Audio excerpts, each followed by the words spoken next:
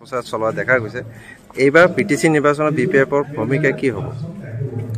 চাওক, আজি আমাৰ বিটিসি যেটো নিৰ্বাচন 5 সেপ্টেম্বৰ হ'বলৈ গৈ আছে, ইয়াৰ কাৰণে আমি প্ৰস্তুতি চলাই আছে। আমাৰ ঠুংগত উঠিছে আমাৰ যেটো ঢৌ, আমি প্ৰচাৰ চলাই আছো। আজি তাৰিখত দেখা গৈছে ৰাইজৰ যেটো সঁহাৰি, আমি ওদালগুৰিৰ পৰা কোকৰাঝাৰলৈকে আমি ঘূৰি ফুৰি থাকো হিচাপে আমি গম পাওঁ। আজি তাৰিখত আমি 25টাৰ ওপৰত জিকি গৈ আছো, যেটো ৰাইজে সঁহাৰি ইয়াৰ পৰা আমি গম পাইছো। আৰু আমি এবসলিউট মেজৰিটি হিচাপে চৰকাৰ গঠন কৰিম।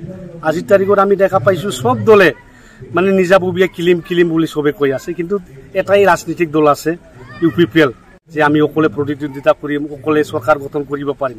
কিন্তু একেসকলে নেতা ফালি নিতালবিলাক কৈ থাকে আমিও কিলিম নিজাববীয়া, কিন্তু প্ৰমোদ মুখৰ পৰা ওলোৱা নাই। ইয়াৰ পৰা গম পাওঁ আজি UPPLৰ স্থিতি নাই, ইয়াত বিৰাট দুৰ্বল হৈ গৈছে। ইয়াৰ মানে কোমৰ ভাঙা ঘৰত কোনো নুঠে এনেকুৱা হৈ গৈছে, একেসকলে নাও ডুবি গৈছে। ইয়াৰ কাৰণে আজি ৰাইজে এটা ইউটাৰ্ণ লৈছে যে UPPLৰ দ্বাৰা একোই নহয়, একৰসকলে যে মানে ৰাইজক প্ৰলোভন দি পেলাই আজি ধ্বংস কৰিছে, ৰাজনীতিকত সন্ত্ৰাস কৰিছে। এটা ভোটত এটা চাকৰি দিয়াৰ নামত 5 বছৰত 5 লাখ চাকৰি দিয়াৰ নামত আমাৰ যুৱবিলাকক আজি ধ্বংস কৰিছে। টেৰৰিজম এইটো প্ৰমোদ বড়ো ডাঙৰীয়ে কৰি আছে। এইটো মাষ্টাৰ মাইণ্ড পলিটিচিয়ান, মানে মাষ্টাৰ মাইণ্ড টেৰৰিষ্ট পলিটিচিয়ান বুলি আমি ক'ব লাগে।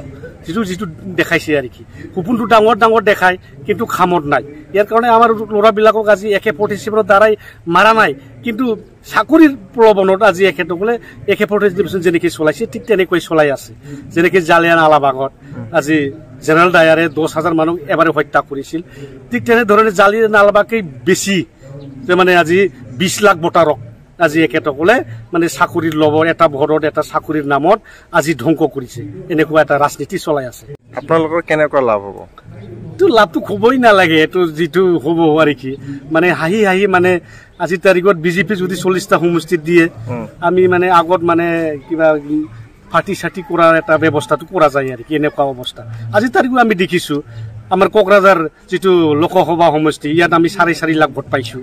আৰু যিটো মানে দৰং ওদালগুৰি সমষ্টি, তাতেও আমি 4 লাখ মান ভোট পাইছো। তাতে কিমান ভোট আছে? তাৰমানে ইয়াত আমি হিচাপ কৰিব 8.5 লাখ ভোট আমাৰ লগত আছে। তো 8.5 লাখ ভোট আমাৰ লগত আছে, মানে 48% ভোটাৰ আমাৰ লগত আছে। বাকী মানে 52% ভোট এইটো UPPL, BJP, কোনোবা ABP, তৃণমূল কংগ্ৰেছ বা যিমান সৰু সুৰা ৰাজনৈতিক দল আছে একেসকলে ভাগা কৰি ল'ব। বাকী 52% একেসকলে ভাগ কৰি আছে। তো আজি ইয়াত আমি মানে গাহৰি খাটা আৰম্ভ কৰিব পাৰোঁ, কিবি পাৰ্টিৰ আৰম্ভ কৰিব পাৰোঁ। হ'বনে? এইটো একেলোকৰ কথা।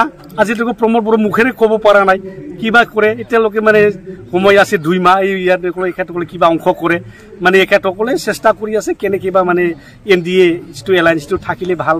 আজি প্ৰমোদ বড়ো ডাঙৰীয়াই হাতু কৰাই হেমন্ত বিশ্ব শৰ্মা মামাত ভৰিত ধৰি আছে, আমাক এৰি নাযাবা মোকে এৰি তই, এনেকুৱা কিছুমান মানে এখেতসকলৰ মানে ভিতৰে কিছুমান কথাবিলাক চলি আছে।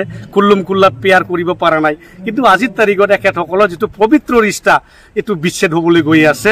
আৰু এখেতসকলৰ যিটো বিবাহ বিচ্ছেদ ইতিমধ্যে আৰম্ভ হৈছে। কেতিয়াবা ক'তবাতো মানে মাৰামাৰি আৰম্ভ হৈছে, UPPL BJP মাজত তৰ্কযুদ্ধ আৰম্ভ হৈছে। ইয়াৰ পৰা বুজা যায় আজিৰ তাৰিখত এই পৰিৱেশত UPPL আৰু নীতিকে এখেতসকলে মাত্ৰ এই 2025 নিৰ্বাচনত প্ৰতিদ্বন্দ্বিতা কৰিব।